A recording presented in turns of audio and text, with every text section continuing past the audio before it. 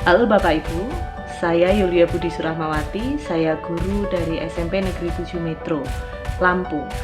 Hari ini saya akan membagikan beberapa informasi yang saya dapatkan setelah saya mengikuti program pelatihan Asesmen Kompetensi Minimum atau yang kita kenal dengan AKM di SIMPKGB saya. Mari kita simak bersama-sama informasi tersebut.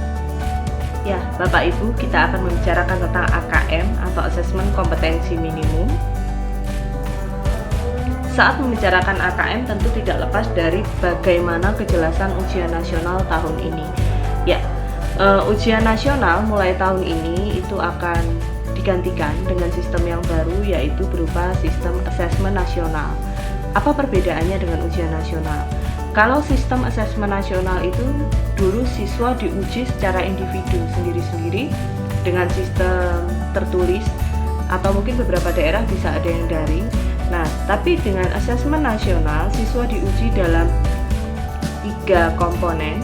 Yang pertama adalah asesmen kompetensi minimum, yang kedua adalah survei karakter, dan yang ketiga adalah survei lingkungan belajar.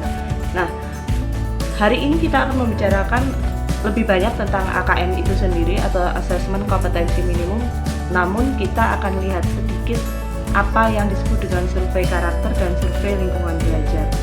Survei karakter ini mengukur tentang 6 aspek profil pelajar Pancasila yang tentu Bapak Ibu juga sudah sangat memahami apa saja profil pelajar Pancasila. Sedangkan survei lingkungan belajar adalah survei lingkungan yang mengumpulkan informasi mengenai kualitas proses pembelajaran dan iklim yang menunjang pembelajaran tersebut.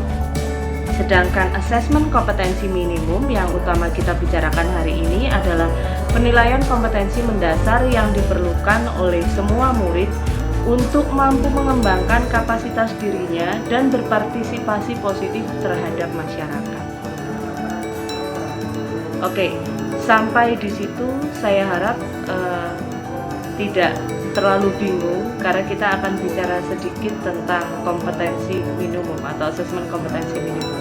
Ya, asesmen kompetensi minimum ini dirancang untuk menghasilkan informasi yang memicu perbaikan kualitas belajar dan mengajar yang pada gilirannya nanti dapat meningkatkan hasil belajar murid seperti skema berikut ini.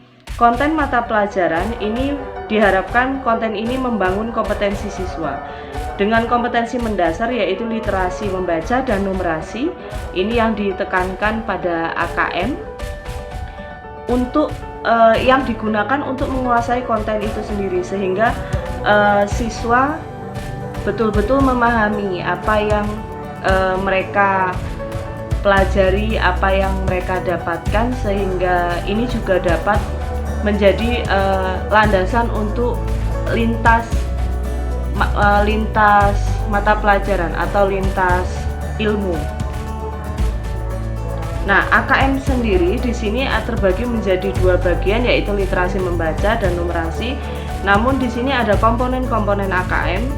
Yang pertama adalah proses kognitifnya. Jadi di sini siswa menemukan informasi, siswa menginterpretasi dan integrasi, mengevaluasi dan merefleksi.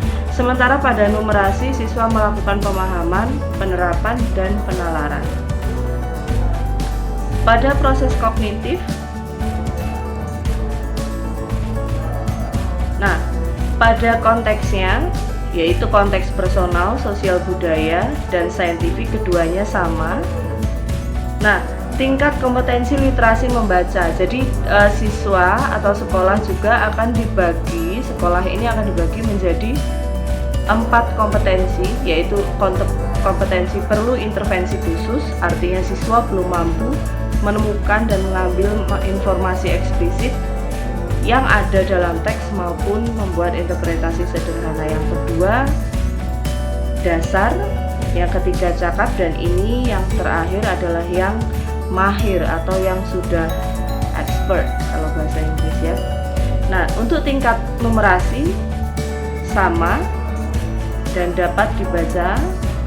Bila perlu intervensi khusus, murid hanya mengetahui atau hanya memiliki pengetahuan matematika yang terbatas. Murid menunjukkan penguasaan konsep yang parsial dan keterampilan komputasi yang terbatas. Nah, itu adalah sedikit informasi dari saya yang saya dapatkan saat saya melakukan atau mengikuti pelatihan AKM. Terima kasih banyak, semoga informasi ini bermanfaat dan salam mengajar.